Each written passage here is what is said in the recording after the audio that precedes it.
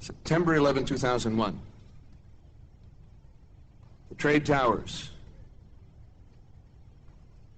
the Pentagon, the field of Pennsylvania, and 5,480 aircraft in the air.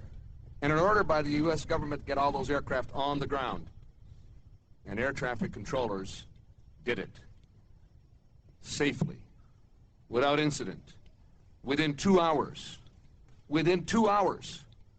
And the screens were dark. I went into one of the control rooms in the subsequent days, talked to air traffic controllers who said, the hair is standing on up in the back of my neck. I've never seen a dark screen before. They did it. The professional air traffic controllers, skilled men and women who did their duty, knowing how to do it. I want to take you back to August 3rd, 1981. In the aftermath of a long period, similar period of negotiation, started with the Carter administration, continued with the Reagan administration, on pay, benefits, hours at screen, rest time, respite time, leave time, modernization of the air traffic control system, same issues that we have today. And another administration that said, enough. We've stopped. We're not negotiating further. And the controllers made a mistake. They walked out. They gave Ronald Reagan an opportunity to fire the air traffic controllers. And again, the system just about shut down. Not quite. Brought in military air traffic controllers. But they are tower controllers.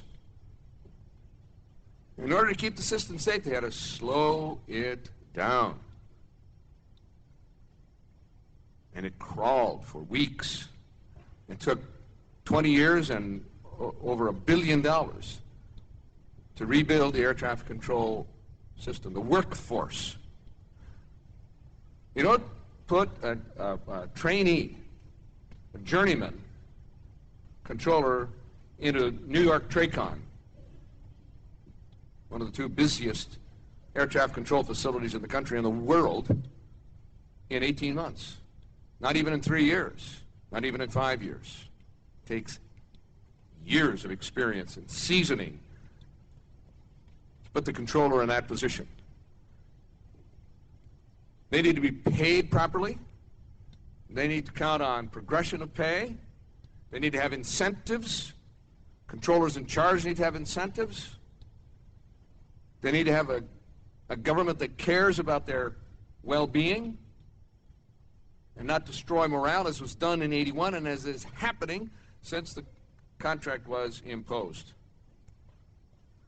Now, we've heard just a moment ago, the Senate will not even appoint conferees. I don't think, I respect Senator Lott, but I don't think he's the majority leader over there.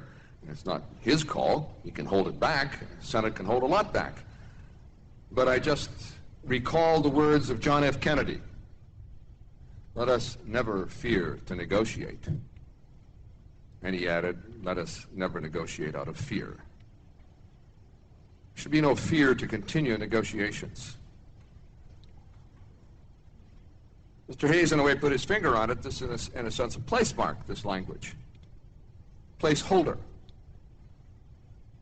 We're telling you that you, the administration, FAA, DOT, OMB, all the players, get together with air traffic controllers, and you, air traffic controllers, get together with them and keep talking. All through this week, into mid-July, when, as we favorably report the bill to the House, we'll consider the bill on the House floor. I'm sure we'll have another vote on this issue.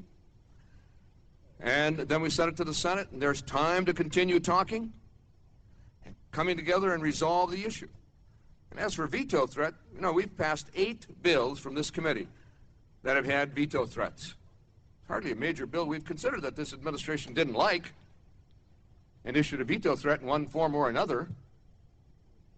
You know, time passes along and these things can be settled and the veto threat can evaporate. But let us not fear to move ahead, because the President of the United States wags his finger under our nose. We are co-equal branches of government. And let us move ahead. Come in and negotiate with us. Talk with us about it. More importantly, negotiate with the controllers. We spent a lot of time, Mr. Costello and I, with Secretary Peters, with Administrator Blakey, her staff, NATCA's negotiators, 7 meetings, late into the evening. Missed dinners with my wife. Spent time with the controllers and FAA, trying in good faith to get them to, not us to negotiate, but to understand their competing proposals. In the end, Administrator Blakey said, as we have discussed, it is not solely about the dollar amount. There are other considerations involved. It's about the pay bands. Now, I grew up in a steelworker family.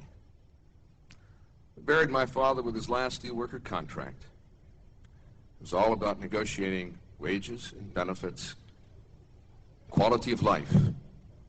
Quality of life. For the men who went down 600 feet in the underground mine, mined the ore that moved the steel industry of America. And they wanted to have a progression of pay so that they could leave a better life behind for their children than they had when they went to work in the mine. And if you take the proposition that the FAA has laid on the table, you have the air traffic controllers in 2011 negotiating a new contract based on pay that was shoved down their throat in 2006, actually before that. Contract will not have progressed. That's not a fair proposition. Mr. Young said, there is no incentive for this administration to settle. We want to give them an incentive. We want to put an incentive on the controllers to settle. We want both sides to get together. I don't want to talk about poison pills. This is an opportunity for us to vote fairness for the negotiating process and to set in place a process by which fairness can be achieved without prejudice to that outcome. Questions on the motion of the gentleman from Illinois? Those in favor will say aye. Aye. Aye. Those opposed, no. Mr. Chairman, The ayes have it. Gentleman from Illinois. on that I request a recorded vote. Gentleman requests a recorded vote. Further proceedings on this request for a recorded vote will be suspended while we continue discussion of the subsequent amendment.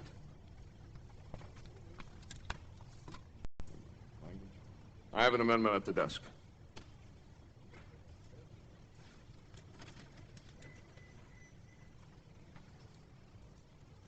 I have amendment to Section 805. Section 805, and I recognize myself for consideration of the amendment. All members have the amendment before them. This amendment will ensure equal treatment of all truck delivery employees who work for express carriers that provide integrated air and truck delivery systems.